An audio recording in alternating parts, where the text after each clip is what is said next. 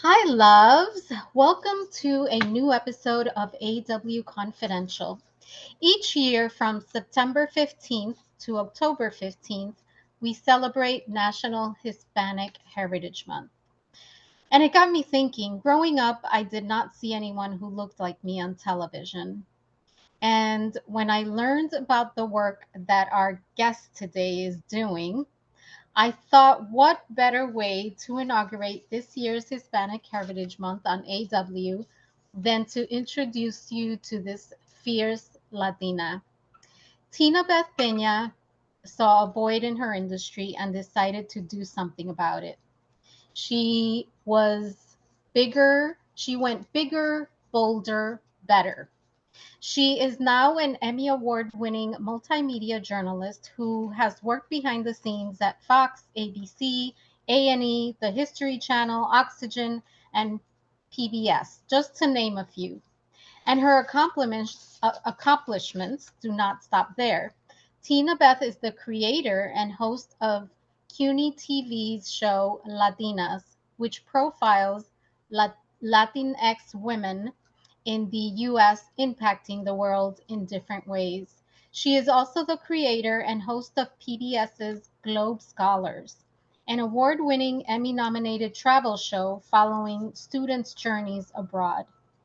The author of Cha-Ching is herself a well traveled Latina and has been over, and I can't believe I'm saying this. She's visited over 50 countries and is still going strong. And I love that because I started my travel journeys earlier this year. Tina Beth, you are a boss. Thank you so much for taking the time to be with us today as we Thanks for having celebrate me. Hispanic Heritage Month. No, this is awesome. Thanks for having me. I really appreciate it. Man, it was a task to shorten your resume. You have a lot going on. Yeah, no, I've been a very fortunate girl. Well, and I do want, and I will get into that, but one of the things that I wanted to ask about, because I've been going through my own journey, and a lot of the listeners are too. I wanted to know, do you recall what the turning point was for you, that moment when you realized you were meant to do more? Because I think most of us have sort of that, you know, we get a blueprint, but there are some of us like you who sort of veer off and say, no, I think there's more out there and I'm going to go get it. Do you remember what that turning point was for you? I don't know if it was so much a turning point as much as it's been like a way of life for me since I was a kid. Wow. When I was a little kid in kindergarten, some little kid called me the N word, and I was like, ah, what? I didn't know what it was. And I remember it was a him or her. I don't exactly remember who it was anymore, but I just remember like the circumstance. And I was like, what is that? And they're like, well, you're black. And I was like, what do you mean I'm black? No, I'm not. I'm like, I don't understand. I'm like you. And they're like, no, you're not like me. And I was like, what? And I got very upset about it because I didn't know what it was. So lo and behold, I go home, tell my mom, and my mom's like, yeah, you do physically look different than the other kids in your class. And I went to schools that were predominantly all white. And so my mom said, she was just like, because you physically look different, you have to, try and excel in everything you do because you look different, they're going to use that already against you. And you don't want that to happen, right? So it was her way of getting me to do well in school and to just do well in everything that I've tried to do. So that's something that's been wired in me since I was at least 5 years old. So it's not like I had an aha moment. It's just that's always been within. Like I've had to do well. And doing well is different for different people. It's not like I have to be, making $1 million or winning an award or whatever the case may be. Just as long as whatever I set out to do that I accomplish it, then I'm happy and I'm at peace with that. Well, kudos to your mom or our moms because, they sort of, cuando le como que te empujan, like, they Yeah. push you and they're like, no, you could do this. You got this. Yep. And You know, I think there's a lot of times, and it's really hard to talk about this, but there's often times that we don't believe in the potential for our own greatness. We doubt ourselves. And I know that a lot of our parents and the listeners, I think in your case, my case, our parents come to this country from other countries, sometimes third world countries looking for something better, and they encounter endless, and I get emotional, limitations, which I think in many cases it cripples our faith or fools us into thinking that those big dreams are untouchable, that they're not for us. And you are realizing your dreams. I am realizing my dreams. You have this successful career, but you also have purpose. Mm-hmm. And that word has, whew, so much power. And you're traveling the world. Mm-hmm. What doubts, if any, or insecurities have you had navigating this difficult journey? Because it is different for us. We come from a different background. We have less opportunity, possibly. We look different, like you said. So, what doubts and insecurities have had you have to navigate in your own journey? I think it's doubts and insecurities that anybody would have, really. It's not really um geared at me per se because I'm Latina. I think it's just the same doubts. Are you pretty enough? Are you smart enough? Are you anything enough? So, and I think that those are the same insecurities that anybody has. Growing up, I ran track. So I know that there was a time when I was in high school that the older girls were upset that I was faster than them. So that put doubt in my mind. I'm like, oh, maybe I shouldn't run the race as fast. Maybe I should slow down and let them win. Screw that. I shouldn't have done that. But I did do that a couple of times because the doubt was in my head. So I think everybody has that doubt. And it's just whether or not you allow that doubt to rule your path, to dictate what you do going forward. um Clearly I have not allowed it to dictate my life going forward, but it's not as though those doubts don't always creep in. It's like, oh, I'm getting older, that's why I didn't get that gig. The younger girl's gonna get it. No, maybe I didn't get it because I just wasn't good enough. It had nothing to do with anything else. You know what I mean? So you just have to keep staying positive, and I think also have positive people around you, because there's no Yes. point in having like any negative nannies near you. They just want Yes. to dim your light type thing. Absolutely. Now, what are some of the things that you do, whether it's reading, whether it's like you said, surrounding yourself with the right people, that because I think it's all about that shift, that mindset shift. So what are some of the things you do? I know for me, I do the same thing. I surround myself with, people I admire, people I want to learn from, people that are absolutely smarter than me, because there are going to be people that have more experience or more wisdom or whatever it is. I read a lot and I do a lot of self reflection. So, what are some of the things that you do that maybe can benefit our listeners, that helps to shift that mindset? Because we can all go down the rabbit hole really quick. Sure. I think one thing I've always done since I was a kid is I set goals. Sometimes they're very small goals, and then you achieve them. And when you achieve a goal, no matter how big or how small, it makes you feel good about yourself. And you're like, you know what? I'm going to set another goal, and I achieve that. And you keep setting these goals for yourself, sometimes goals that might be inconceivable to somebody else. Like for me, Globe Scholars, I want to do a show where I travel with students. Okay, I'm just going to do it. And I did it. Was that something that I thought I could actually do? No. But that didn't stop me from doing it.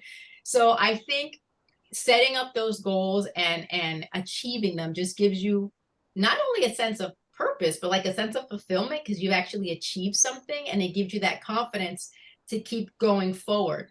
And sometimes that confidence in a certain way can be ignorant, but it's good because it just allows you to keep trying to like move forward. So I think that's something I've always had within me.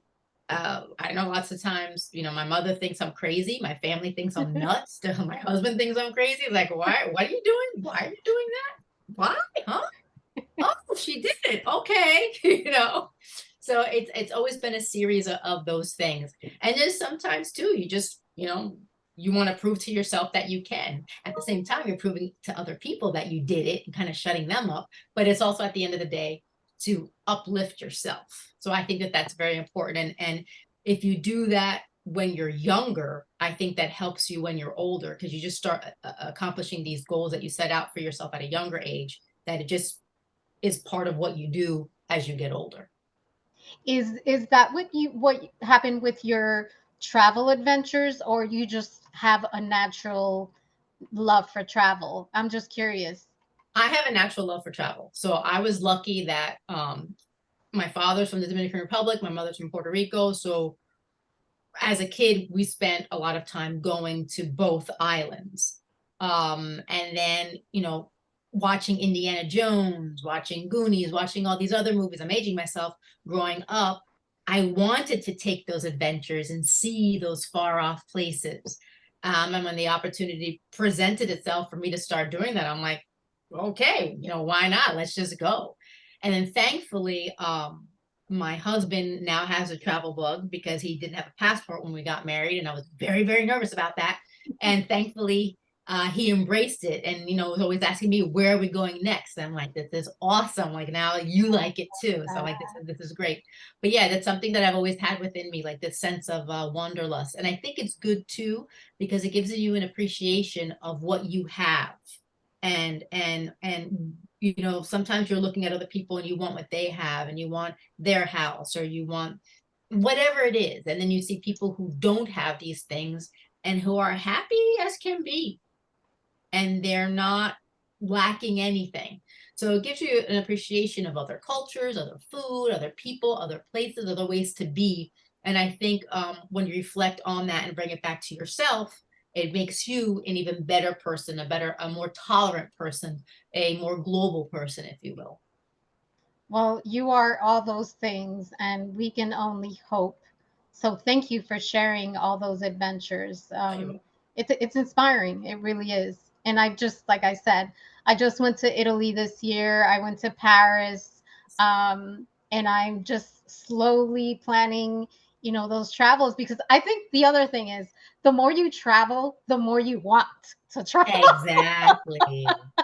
I just came back from Mexico, Punta Mita, which I had never been, Mhm. and it opened my eyes because you meet whether this is really interesting. Like Dominicans here, in my opinion, and it's a generalization, not all, they're different from when you go to DR and you speak to Dominicans there. Mexicans here, when I went there, it's different. It's like they're the humility, the oh my gosh, they're so hardworking, they're so welcoming. It really does open your eyes to a world that you just, I know for me, I didn't realize it existed. It's Mhm. like, oh, okay, you see them here, it's the same thing there. No, it's not. It's not. Mhm. Not even the food is the same. Exactly. I love it. I love it. Now there's so much that I want to talk to you about, and I don't want to miss this question. So I know that you, on your show Latinas, you interviewed the iconic Chita Rivera, Mhm. and during that interview you acknowledge the importance, the significance, the impact of Latinas like her that have blazed a trail for what you do. Mhm. And I am going to do the same. You are blazing the trail for women like me. So I want to thank you. Thank You are an example. So thank you. Um, Now, one of the reasons that I do this work is because I believe that sharing stories is a great way to find connection, healing, inspiration. And my dream, personally, is for my stories to become part of a legacy, offering hope to generations to come. So, when you think about your legacy, if you think about it, you're so young. Uh, what would you like it to be when you think about your legacy? Uh, I know there's a saying, I don't know if I'm going to say it right in Latin, Vini Vivi Vici. I came, I saw, I conquered. I didn't Ooh, conquer. I came, I saw, and I tried my very best. I've always tried my very, very best. And I think that that is something that I would I guess like to be known for, that I've just always tried. I've never taken no for an answer, and I've just always, always, always tried. Because you don't know what you can do until you try, you know? And that goes with anything, with your career, professionally, personally, just try. And if you fail, that's okay, but you tried. So you're never going to be left wondering, what if I what had if? tried this? So What I is it guess, they say? It's better to regret the things you've done than the things you haven't done. yeah, yeah. So I guess, yeah, that's the only thing that I think comes to mind, that's the one thing I've always done since I was a kid. I've always tried. Oh, love it. So, talking about inspiration, you recently you executive produced a six-part series called Hip Hop Subway: The L Line. Hmm. And I wanted you to share a little bit about that project and, where it came from, how it was born, what it's about, and how we can find it as well. Sure. So Hip Hop Subway, the L line, is celebrating the 50th anniversary of hip hop, but from the Latino lens, thus the L line. I Um, thought so. yeah. I love it. It's So it's it's clever. I thought it was pretty cool. So we have a woman on staff that I work with, Elena Romero, and she is a hip hop genius. She has written 2 books about fashion and hip hop, so she's very well aware and very well versed in all things hip hop. So when our executive director at CUNY TV went to her, she had an exhibit where they were curating fashions and hip hop. They got together and like, oh, it'd be really great to do something about it at CUNY TV. So of course I jump in and I'm like, how about Latinas does it? Because I already wanted my hands in it. And they're like, okay, half-hour special. And I was like, okay. But I was like, I don't think so. But I just kind of went along with it and said, okay. So I was talking to Elena about it further. And I was like, do you have any other friends, anybody else that I can talk to? Not that because I don't trust you, but I want to hear from other people in that genre so I can understand more of how to approach this half-hour, maybe an hour special. And she said, okay. She's like, I just met this guy, Tuffy Questel. He used to host a show that was quintessential in New York City about hip hop called Video Music Box. So we brought him in. Turns out he ends up being an alumni of CUNY, of one of the CUNY schools, which was perfect. And they got along so well. And I was like, I'm not going to host this because I'm not a hip hop aficionado. Like, I don't have the expertise. She's going to host it and he's going to host it, which shocked her because I think she is so used to, sometimes other people kind of dim your light and keep you down. So I think she just assumed that I would host it. And I told her, I was like, no, you're hosting it. And if we can get permission, he's going to co-host it with you because it makes sense to have you guys do it. You know it. I would just be posing. I'd be faking. And that will come across at Not some not point. authentic, yeah. And as they were speaking, there were all these elements of hip hop. Now, if you're a hip hop aficionado, you know about these elements. I didn't know them. So there's graffiti, there's activism, there's the rhyming, the DJing, the b-boy, b-girl, the dancing.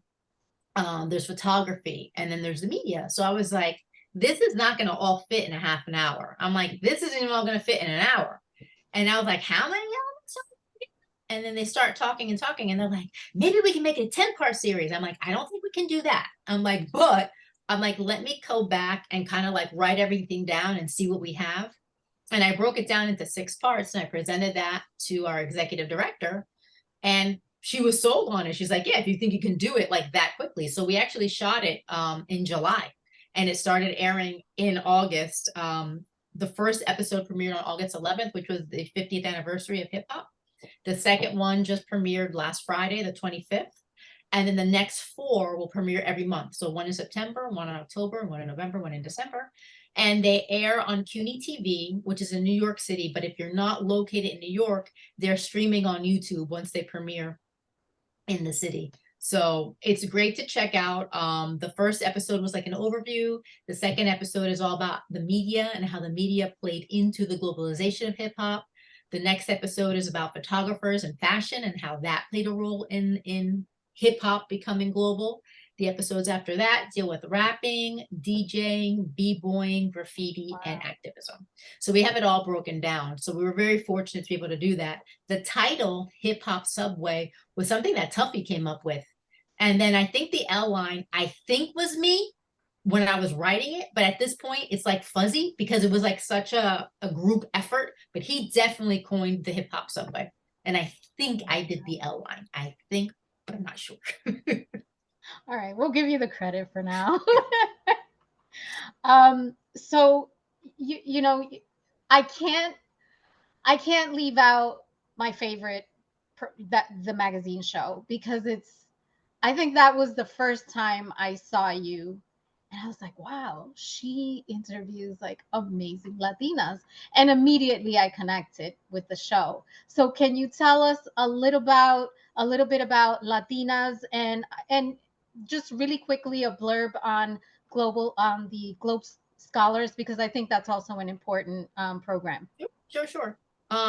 I'll start with Globe Scholars. So Globe Scholars is just an idea that I had. Study abroad is really important. It's a life-changing experience.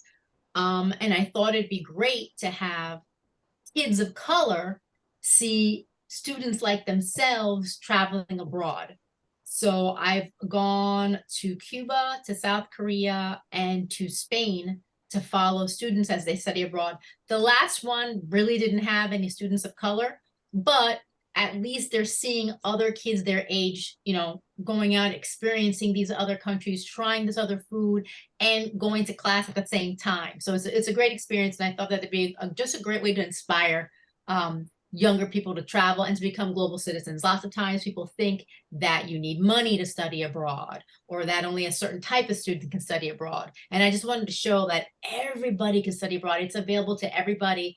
And the way it changes you and the way it opens you up to other cultures is amazing. So that's what that show is about. And I was fortunate enough to get that airing nationally on PBS. And that was just like a dream of mine. I just wanted to try it. I did it. It worked. And I'm like, okay, great. I'll do more. I love it. And then Latinas, believe it or not. So my thesis in college was about the underrepresentation and misrepresentation of Latinos on mainstream television. So this has always been a thing for me. And the reason why I work in TV was because I'm like, well, if nobody else is putting them on, I'll put myself on somehow, some way.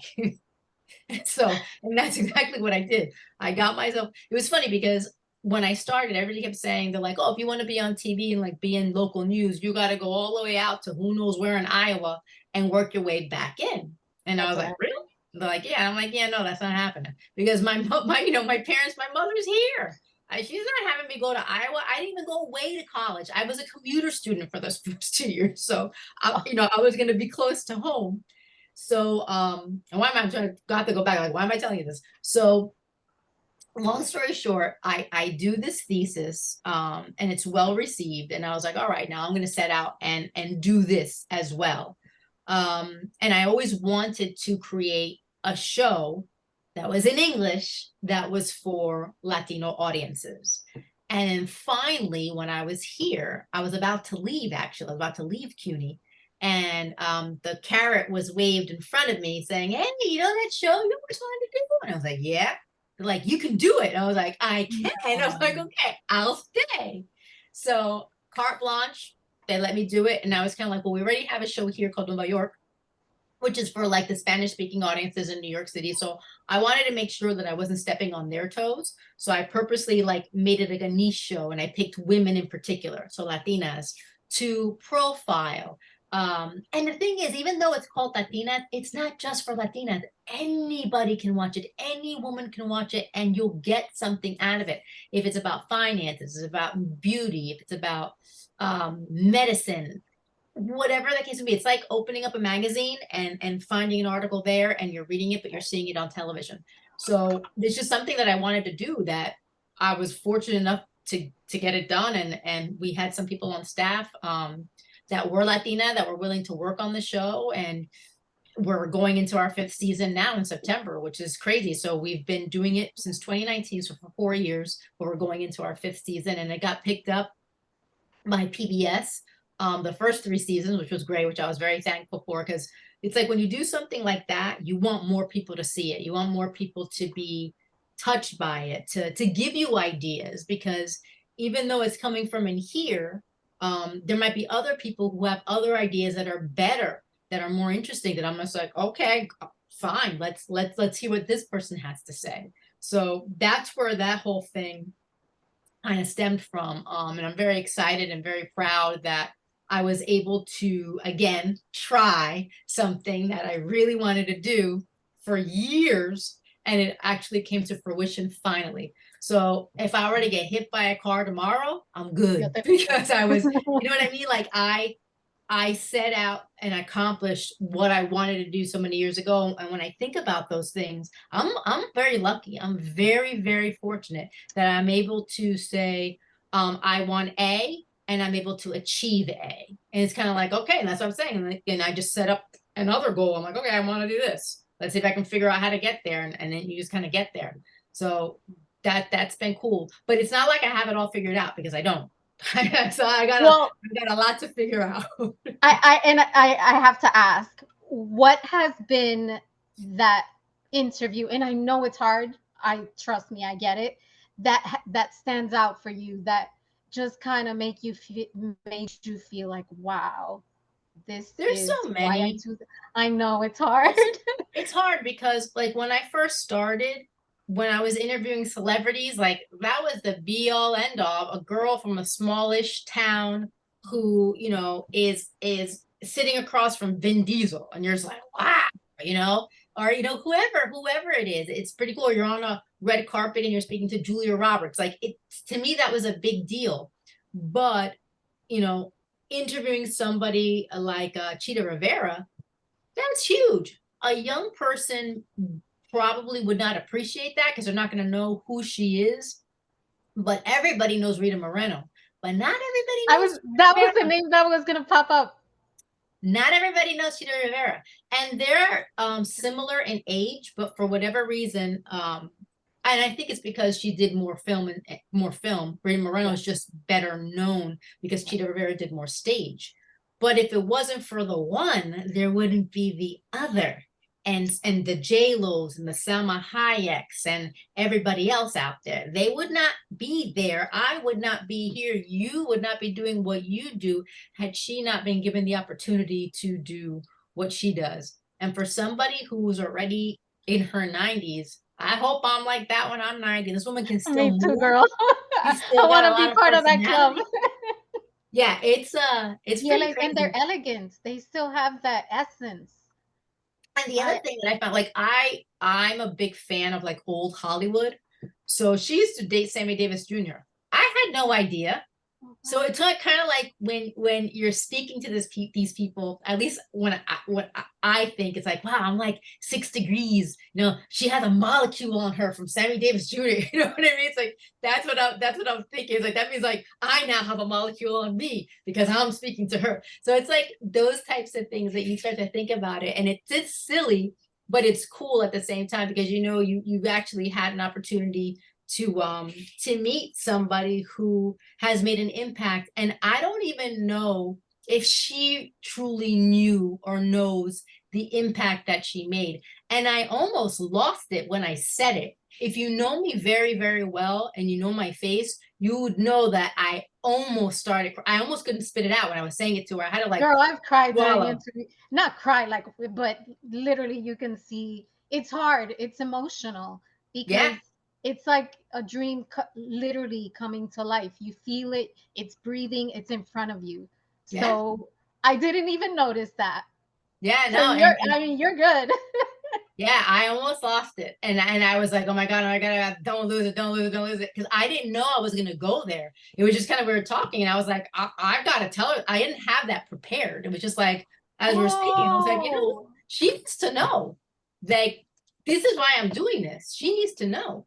So, and I just said it, and I think she was surprised that I said that, because like I said, that wasn't a prepared moment. That wasn't a prepared question. That was I just did pick up on that. It was, you're right. It's like this moment where I was like, wow, she was, it's almost, it's not that she didn't accept the compliment, but she was not, I don't know, fully embracing it. She didn't, it didn't process. And I was like, oh she my was God, she's shocked a by it, I think. legend. Yeah. Yeah, because she was Yeah. like, if you really mean that, and I'm like, yeah, I mean it. I wouldn't have said it if I didn't mean. This is not like Yeah. a TV moment. This is like, this was coming from my heart. Wow. Yeah, That makes yeah, it all more special. yeah, yeah. And like I I said, that's love it. why I feel very lucky to have had like those opportunities, because the West Side Story album, she's the one on the cover. It wasn't Rita Moreno on the cover. The original Broadway cast is on the cover of the album. And I used to practice that when I was younger in school, like to try out for like the musicals and stuff. And I would check out the album from the library and play it on the record player. So like Yeah. all these things kind of like came full circle Ah, for me. So I it's got crazy. you. I had another one with Mel. I have like a lot of old, quote unquote, old celebrity interviews, like Mel Brooks or Lauren Bacall, like people like that I had Lauren an opportunity. Bacall. Yeah, had an opportunity to interview her. So it's like people like that, because Hollywood now, and I don't want to be dissing Hollywood, but Hollywood now is very different than the Hollywood before because of social media. You can DM whoever you want. And granted, it might be their publicist that you're DMing, but it's different than There's when you more access wrote a there. letter. So there was more of a mystique, and there was like a mystery to old Hollywood. So when I've had opportunities to interview a few of them here and there, it's interesting. I'm always like, like, I'm more Tell me interested in more. them, yeah, than I am, when I hate saying that, than I am than some of the more recent celebrities. And then the other thing is too, you have to realize they're just like you. They're a person, two arms, two legs, one heart. They're just like you. You They know, just have a bigger bank account at the end of it's the a, day. some of them, not all of them. Yeah. But it's interesting because one of the things that I did during the pandemic was I started this empowerment series. Mhm. And a lot of women in the series are celebrities that you Mhm. see on TV or whatever on Netflix, or and one of the goals for each of my interviews was, I don't want the story that's in the magazines. I don't want the stories you're putting out there. I want a piece of you, something personal, something that any of us can connect with. Because at the end of the day, when you listen to all these women's stories, we're all human and Mhm. we all have struggles. And that's what I want listeners to connect with. Mhm. They may have the big homes, the beautiful cars, the walk-in closets, Yeah. but but at the end of the day, they're it's skin and bones just like we Yeah. are. Yeah. It's very, So very true. I'm glad you said that. So one of the things that I love to do at the end of every interview is leave listeners with a piece of advice, whether it's a quote, a mantra, something your parents might have passed on to you. And my question for you is, you have literally just I'm not trying to be crass, but you have taken the world by, I'll say, I want to say by the crotch, but I won't say that. I will say you've kind of taken the world by storm. Whatever you vision you set out to realize, it's you do it. You have this limitless attitude about you, and sadly, most of us do not. So, for any listener that right now is listening to this and you've already inspired, what advice can you offer? Maybe a quote, maybe just, a piece of advice to sort of let them know, you know what? You can do it. you can do this and you can do much more, what would you say to them? Oh gosh. Well, first of all, thank you. I appreciate the words that you Thank said. you. I never, to be honest with you, even though I'm on TV a lot, more often than not, I don't think anybody ever really notices, if that makes any sense, Girl, because I've been seeing you for years. What are because you it's talking local. about? Because the channel is small, like I'm just kind of like I do what I do and I enjoy and I love doing it, and I hope people see it and I hope people are inspired by it. So thank you. I appreciate that. Um I would just tell people, you got to keep on keeping on. If somebody tells you no, you cannot accept no for an answer. I never have my entire life.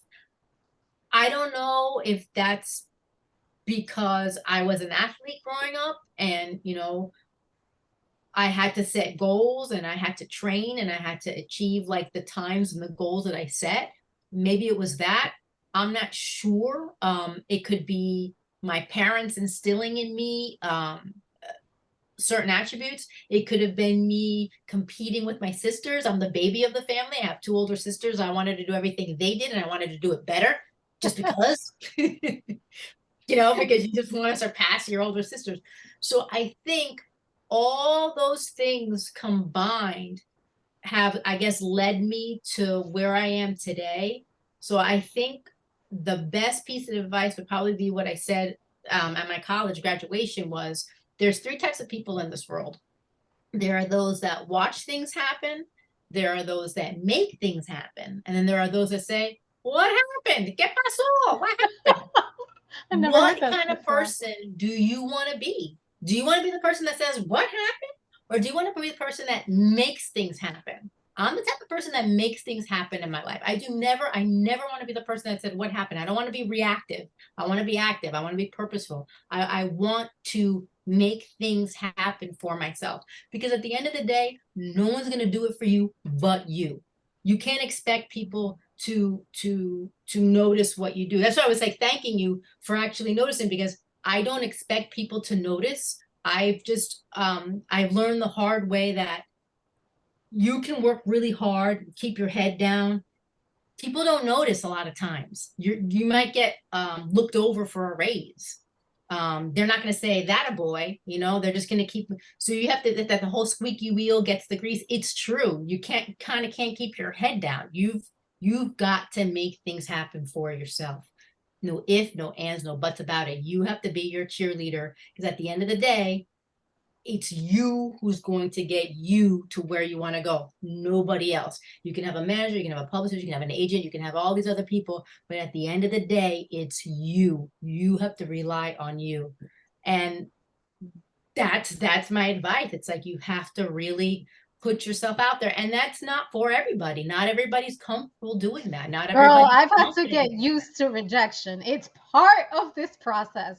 It It's is. it's and literally now I am in a place where that one yes, that's golden. That's what I look for. One yes, because it's a sea that literally you live in a sea of no's. Yeah. Yeah, I That's have it. like almost every single rejection letter I've ever gotten, and when I can't throw them out because they kind of make me smile in a way. I was like, you said no, you said no, you said Yeah. no, but I did get a yes eventually. So it kind of reminds me, like, look at all these no's I have, and it still didn't stop me. You know, I still didn't go out to Iowa. I stayed in New York, and I was able You, to no, but get to where I want.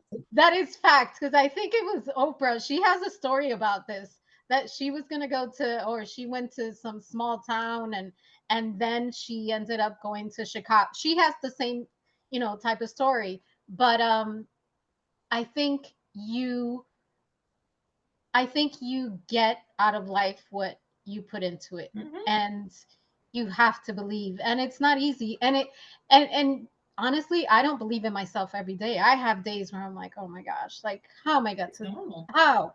How do I get to this next level?" But you give yourself grace and you keep pushing and you keep moving. And even, if you get there in increments, you will get there. but you gotta die trying because you can't stop. You Yeah, can't stop. no. And they, a lot of times, especially online, people can be made to look like they're like an overnight success. Lots of people aren't. It takes years to build whatever success you have. The only sucky part, but I think that that's changing, is because it takes years. If you're a woman and you're getting older and the gray hair is showing Okay. and the wrinkles are showing and whatever the case may be, some people may look down on that, but I think that's changing too. So that's good, because if it's taking you longer to get to where you want to go, hopefully they welcome you with open arms to whatever it is that you've been working hard towards. So that's the one thing that I'm always kind of like, oh, I'm not getting any younger. Like, come on, it's gonna happen. Make it happen. Make it happen. Yeah. Tinabeth, thank you so much. No, thank you. I think you're amazing. I think you're magic. Please tell our listeners how they can find you and your shows and learn more about all the amazing work you're doing. Sure. So Latinas and the Hip Hop Subway can be found on tv.cuny.edu. And those shows are both streaming online on the tv.cuny.edu website and on our YouTube channel. Globe Scholars is at globescholarsTV.org.